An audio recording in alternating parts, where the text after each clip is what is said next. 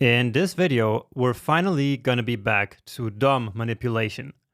And we're going to learn a couple of DOM manipulation techniques, and we will use them together with the for each method that we just learned about. So this is really exciting stuff, so let's get started.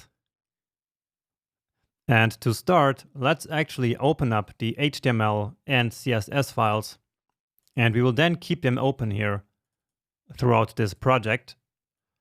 And I like to have the script always the last. Now in the HTML, we have this navigation bar, so this nav element, which is all of this top part. And then after that, we have the main element. And so that's basically the entire application. And that part is right now invisible. And so that's because here in the CSS, so in line 87, we have the app selector and the opacity is set to 0. And so we need to comment that. And for that, we can, as always, use command / give it a save, and then we can finally see the application here. All right. So logging in and out of this application is essentially just changing this opacity here. And so now the opacity is basically back to 100 because now we commented it out. And so 100 is the default. But anyway, let's go back to our script here. And so what we want to do now is to basically display these movements right here in the application, here in this list. So in this container. So for each movement, we want one element like this. Okay? And we will be able to do that because of the for each method, which will allow us to loop through this array, and then in each iteration, basically create an element like this and display it on the page. So this time, we're finally gonna move away from the console and actually do some DOM manipulation here. All right, so let's move down here after these elements, but still inside of the app part of this file, and then let's write our code. Now we could simply start writing our code out here in the global context. However, that is not a good practice. So whenever we do something like this, it's always best to create a function. So let's call this one print or a display. I prefer display. So display movements. And then we make this function receive the data with which it should actually work. So in this case, that's the movements. So we call this parameter movements because this function should receive one array of movements and then work with that data. So in this case, that's the movements that it should display in the user interface. All right. And so it's a good practice to pass the data into a function instead of, for example, having this function work with a global variable. That would work as well, but it's a lot better to pass that data directly into the function. Okay, so get used to that kind of approach. All right. So again, instead of working with global variables, start passing the data that a function needs actually into that function. So let me, as always, call this function first to see what we will get as an input. And so the movements that I will use here will come from this account1. So essentially, that's going to be this array. So account1 dot movements. So account1 dot movements. Okay, and so inside of this function, these movements are simply called movements. And so now let's loop over these movements using what we learned before. So for each, and then our callback function here. Now inside of this function, we need the current movement, and we also need the index. And that's because here actually I have them here number 1, number 2, and so basically we have the movements numbered like this. Okay, so starting with the first movement down and then adding the new ones on top. Okay, all right, so that's the easiest part. now we have to essentially create an HTML that looks like this. So let's go to our HTML file and to actually take a look at what this HTML looks like. So we are inside our app element here, basically. Then we have this movements element, which is all of this container here. And maybe it would be easier to actually see this in the console. So if we did this, maybe we can get rid of this part. Not really. But anyway, now we can see that all of this is the movements. And then in each movement, we have a movements row. So each of this is a movements row. Okay. And so let's now copy the entire code of one movements row, because this is what we want to create in each iteration of the loop with the current data. So essentially, let's take all of this. So I'm going to copy it, and let me now paste it here into a template string. So I will create a variable, which I'm going to call HTML, and then I'm creating a template literal. And template literals are amazing for creating HTML templates like the one we will create now. Because now it's really easy to create a multi-line string like this. Okay, let's just fix indentation here a little bit to make this then easier to understand. Okay, and now all we have to do is to basically replace the data that is not relevant, so this hard-coded data, with our actual movements data. Okay, now this part here of the date we will not do now. We will take care of this in the next section. So let's get rid of it. And then here we have the movements value. So this is formatted, but again, we will just use the plain value that's coming out of the array for now. And so now we can simply insert that here. And so that's mov, right? So mov is the current element in the array that we are looping over. And so in each iteration, that will then be one of the movements in the array. Then here we have to deposit. And so we will have to check whether a certain movement is a deposit or a withdrawal.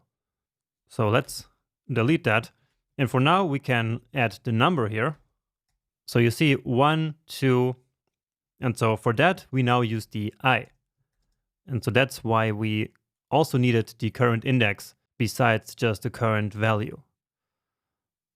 Okay. And now we need a way to knowing if it's a deposit or a withdrawal.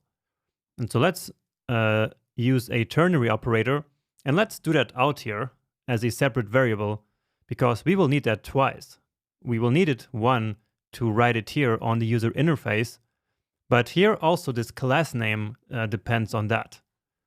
So you see that we have type deposit, so that's then this green color, and we have type withdrawal, and so that's then this red color. So we will need this information twice, and so let's just calculate it outside here. So I'm going to call it type, and so this is the same logic as before. So if the current movement is greater than 0, then the type should be deposit, or else it should then be withdrawal. Okay, and now let's write that here. So the type here, and again also here in the class name. So we can also basically construct this class name here, which is very useful too.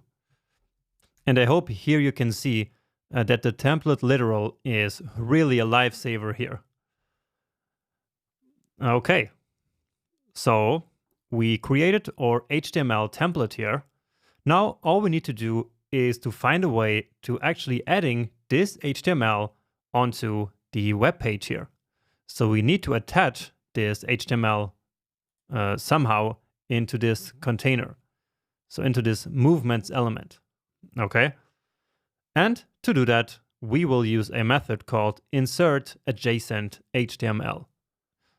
So that's gotta go right here. So let me first write the name of the method, and then I'm going to tell you where we actually have to attach this method to. So it's called insert adjacent HTML. And we are going to call this method on this movements element here. So this container onto which we want to add a new movements row element. So this element here on which we want to add a new movements row, right? So we are looking for an element with the class of movements. And as I told you in the last lecture, I already selected all of these elements.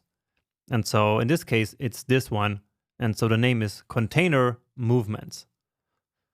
Okay. So you see that I used kind of uniform names here. So I have container app for this entire application container and container movements. Then all the other ones are called label. So label welcome, date, and so on and so forth. Then the others are called button. And then all the input fields are all called input, and then whatever the name of them. So to keep it nice and easy to understand.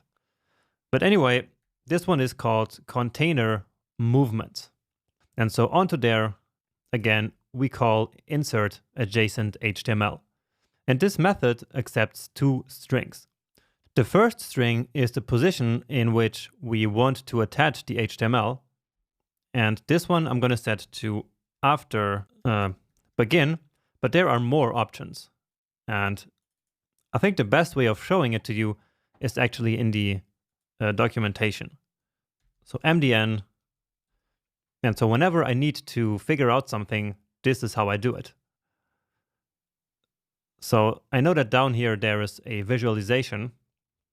And yeah, so these are the four options here. And the one we chose is after begin. So that's this one. So imagine that this P element here is our container movements. And so basically I want to add new elements right after the beginning of this element. And so basically I'm saying here that I want to insert the new child element right after the beginning of the parent element. So again, that's container movements. Then we have before end, which is at the end of the element, as the name says. And then we can even put it outside of the parent element. And then we could even put it outside of the container movements. And sometimes this is useful as well.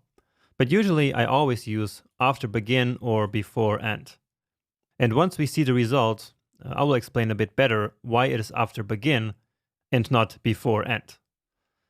But anyway, let's go back here, because now we need to specify the second argument. And that is the string containing the HTML that we want to insert. And that's it. So if we now run this, it should already work. And yes, it does. So that's amazing. And let's check it out. And let's compare it with our values. And so indeed, the newest one is the last one here. And so that's element number 8. And it is indeed 1300, right? And it is indeed green because it is a deposit. So a positive number. The same with the 70. And then we have minus 130. And so indeed, that's a withdrawal. Beautiful. Now, if we scroll down here, we will see that we still have these two old ones. So basically the two that were already there. And that's because all we are doing is to add new elements to this container. Right? We are only inserting new HTML here inside of the container movements, but we are not overriding anything. And so actually that has to be the first thing that we do. So the first thing is to essentially empty the entire container, and only then we start adding new elements. So that's something common to do, and it is also not difficult at all. So container movements, and now we can use the inner HTML property, inner HTML, and set it to the empty string. And that's it. So this fixes our problem. All right. Now inner HTML here is a little bit similar to text content. So remember that. Now the difference is that text content simply returns the text itself, while HTML returns everything, including the HTML. So all the HTML tags will be included, okay? But here we are then using inner HTML as a setter. So just like we also used text content equal empty string or equal something else. Remember? So we used to do in our pick game, for example, like whatever and then text content and then set it to 0. Remember that? But as I said, we can also use this to read data. So let's simply log to the console just to understand this property, which is pretty important. So after all this, let's do container movements.inner HTML. So we're simply reading the inner HTML and then logging it to the console. So console, and indeed, here you see all of this HTML. All right. So essentially, that's the HTML that we just created. Okay. But let's get rid of this. I just wanted to show you both sides or both applications of inner HTML. All right. And finally, I wanted to show you why I used after begin and not before end. Well, let me show you what would happen with before end. I think this is how it works. So before end. Yeah. So with that, the order of the movements would be inverted. Okay. And that's because each new element would simply be added after the previous one. So at the end of the container, right? And so that's after all the child elements that are already in there. And that's why I wanted it to be the other way around. Because like this, it will always be basically appended to all the other children. So any new child element will appear before all the other child elements that were already there. And so now we are back to the order that we wanted here. All right, that's amazing. So we completed the first part of our user interface here already, and all with the power of the for each method. And then also we introduced some new concepts, in particular here the insert adjacent HTML method and then the inner HTML property. Now there are many other ways of creating elements in JavaScript besides this one here, and we're going to study all of them in great detail in a future section. But this here is actually the one that I like the most. It's the easy, quick and dirty solution, so to say. So all we have to do is to create a string of HTML, and then we can insert that simply with this method. So very simple, very straightforward. So this is some great DOM manipulation that we did right here. And I'm really happy about the result that we got here in our application. Great, so let's now move on.